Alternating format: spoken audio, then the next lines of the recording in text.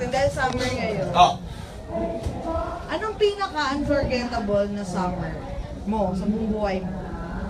nung sinurprise ko si May nung birthday niya, Summer. summer yun, March. Hindi, kasi hindi ko pa, yun nga, sabi ko nga, hindi ko pa ginawa ever yun kahit kanino. Na talagang sobrang iba rin siyang experience for me.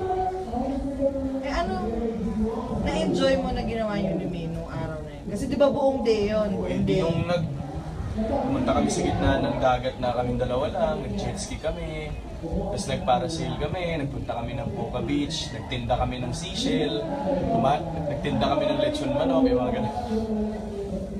Na-enjoy mo yun? Oo naman.